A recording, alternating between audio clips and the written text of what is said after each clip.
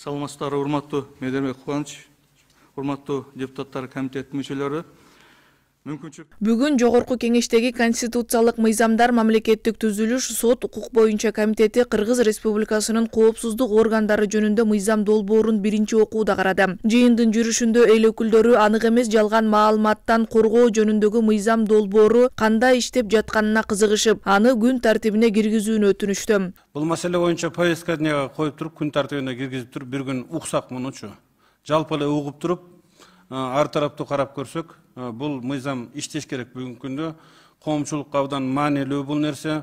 Ошол эле мезгилде бүгүнкү күндөгү мамлекеттин эң башында турган инсандарга дагы, мындайчасын айтканда, жана жалган жала жабылган, ошондой эле ар бир инсандын, ар бир жарандын жанагы аброюна шек келтирген нерселерди бул коомду мындайчасын айтканда тазалабасак биз, Жогорку Кеңештин депутаттары. Эл өкүлү Жусупбек Коргонбай уулунун айтымында учурда социалдык түйүн аркылуу коомдун көңүлүн башка жака бурган фейк маалыматтар көбөйүп кетти. Ошол эле учурда ал маалыматтар кайсы булактан таркатылып жатканы да белгисиз бойдон калууда.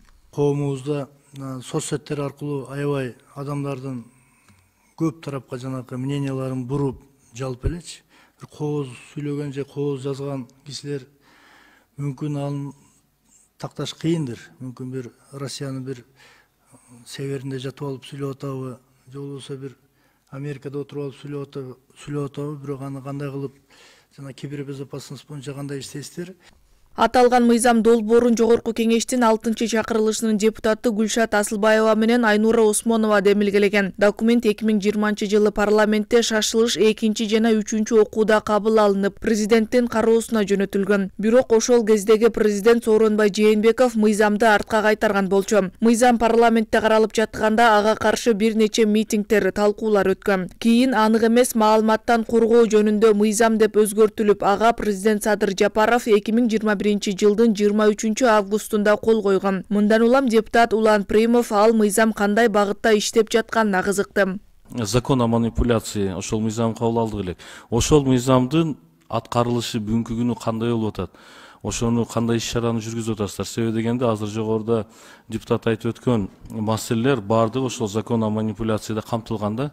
Аткарылууда мен айтам, жакшы аткарылып кетти мүмкүн деп айта албайм, бирок ар бир мыйзам эгер сиздер кол коюп өткөрсөңүз, ал мыйзам кабыл алынган. Андыктан эл өкүлү башка коллегаларынын пикирин кубаттап, аталган мыйзамды күн тартибине киргизүүнү сунуштады. Ал эми депутат Алишер Козуев аталган мыйзам долбоору баарына бирдей иштебей жатканын айтып сыңгалды.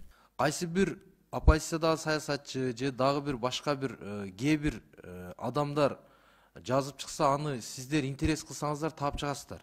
Табасыздар. Сиздерде мүмкүнчүлүк бар, толук канды. Бирок мындай жалпыга иштебей атат да бул мыйзам. Белгилей кетсек, жалган маалыматты көзөмөлдөөгө багытталган мыйзам долбоорунун аткарылышы Маданият, маалымат, спорт жана жаштар саясат министрлигине тапшырылган. Учурда аны толук кандуу ишке киргизүү үчүн механизмдери иштелип чыгууда. Акыл Аймаратова, Данияр Чарбеков, Нур Ньюс, Бишкек.